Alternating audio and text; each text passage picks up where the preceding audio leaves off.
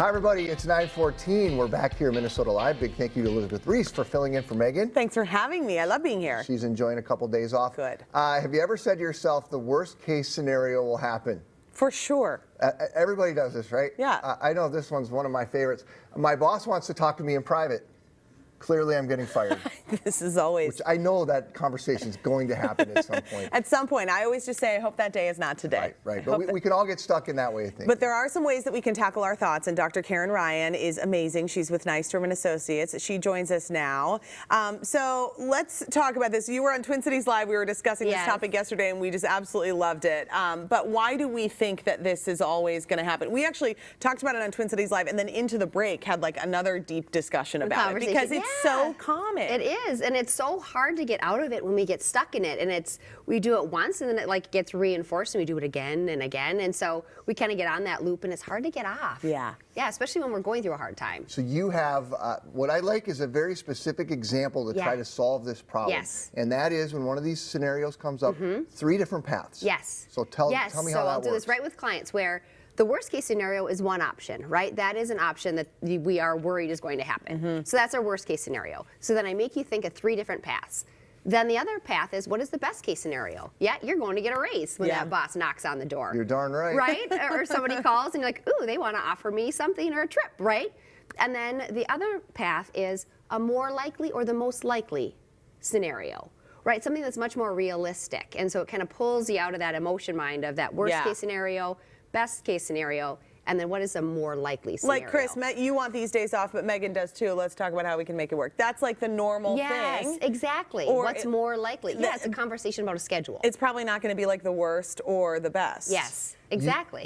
I know athletes use that best case scenario a lot as they kind of try to focus on seeing themselves make the shot that wins the game. Yeah, exactly. Or a performance thing. I think that's hard for regular people maybe to get in that mindset. It is, and that's why I like tying in like all 3 scenarios, and it just highlights there's so many options. But sometimes what's nice about like even acknowledging the best case scenario is you're like, well, what would I be like if that was the best case? Yeah. How would I act? Right? If I assumed it was going to be a great gathering, I might hold my head a little higher and come in a little more confident versus I'm assuming I'm going to be awkward and weird.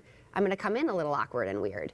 And so, yes, right, it's hard to like, oh, I'm going to be ideal. Right. But it just makes you realize there's other options when you force it. Okay, Dr. Ryan, you say this is a practice, though, because it's okay that your gut feeling, that your initial like knee-jerk reaction is going to be the worst case scenario. That's probably going to happen. Yeah, I love that. And I love like the idea of highlighting it with compassion or recognizing it with compassion. Like, yep, okay, I'm afraid of that. That makes sense. I wouldn't want that to happen. Getting fired or having something bad happen, like, of course I'm scared of that.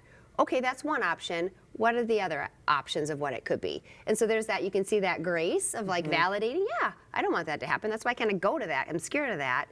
But what are other possibilities here? You have some very specific examples that we're going to go through, which I love. Work trip. All right, here's the first one, work trip. What are our 3 different paths here on the work trip? You bet. Okay, so worst case scenario, I'm going to hate it.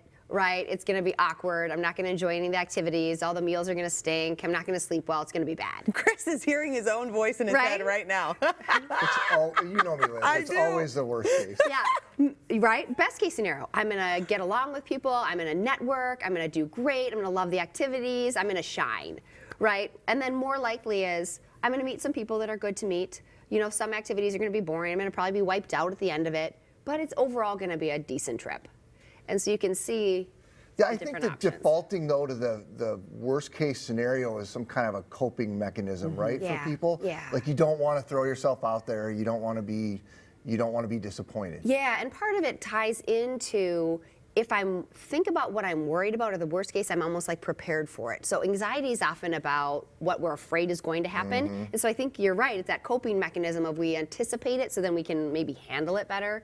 But in the end, it really doesn't serve us because it's catastrophizing and it's not likely that's going to happen. Well, and then what I've learned so much from all of the Brene Brown that I've read, I love her, but love her. Is that then you've ruined that moment. Like, okay, when you're having anxiety about, okay, the worst case scenario happening, like losing a child, for example, that would be the worst case scenario that pretty much anybody could ever imagine. Yep. If you're worried about that constantly, even if it does happen, you've now ruined all of this other time stressing about it. You're kind of living like that's happened, right, whether or not it happens or not. Yeah, great example, right? Because as a parent, you want your child to be happy, to love them, to enjoy them, to help fulfill them. And so if you're always worried about that worst case scenario, you're sabotaging the opportunity to do that. Yes. So exactly, you can see why getting stuck in that worst case scenario really is detrimental to us. Let's go through a couple other scenarios. New baby. New baby. What's our 3 paths here? Yeah, okay. Worst case scenario, like I'm not going to attach with the baby, right? I'm never going to sleep. I've lost my body totally. I'm never going to feel like myself again, right? Best case scenario, I'm going to love my baby. I've got a sleep plan figured out. I'm going to do postnatal yoga every day. Yes, I've hired a night nurse. Money is no object. Right? And then, okay, more likely, what's most likely? Well, I think I'm pretty sure I'm going to love my baby. Yeah. And sleep is going to be really hard. And it'll take my body a while, but I'll get back to activities that I enjoy. And so there's those 3 paths. And the next path is something that probably a lot of people are going to be experiencing here, the holiday party. Holiday parties. The dreaded holiday party. I used to get a lot of anxiety about holidays. Yeah. It's And particularly our normal company to have one. it. I would just feel, I would kind of be like excited, and I thought it was so nice that we have this party, but then I'd be like, all wound that up pressure, before I would go. yes. And so that's when you can kind of push a little pause button and say, how am I thinking about it? Am I thinking, right, about this party of it's going to be awkward, I don't know who I'm going to talk to, I'm not going to enjoy it. But then like a family gathering, it could be everybody's going to complain, there's going to be a big fight, I'm going to be exhausted, I'm not going to enjoy it. No one's going to like what I made to eat. Nobody's going to like what I made to eat, they're going to be judgmental. That's worst case, right? Best case is everybody loves my food, I get compliments, everybody's joyous. At the end of the night, I feel totally fulfilled, right? And then more likely, right, my food's going to be fine. Yeah. People are going to have fun. There's going to be some comments or some awkward times. And at the end of the night, I'm going to be tired, but it's going to overall be a good holiday. It'll be worth it. With little worth kids in it. the holidays, I generally go with like the 80-20 rule, that 80% is going to feel like a lot of work, and then 20% will be magical. That and blissful, that's enough. yes, exactly. That's enough. Totally. You can't expect anything more, because someone's going to be crying, and it might be me. Yeah, Yeah. I know, I know. Yep. I know. Well, Dr. Ryan, as always, we'll write you a check during the commercial break. I love seeing Sounds you. good. For your free advice.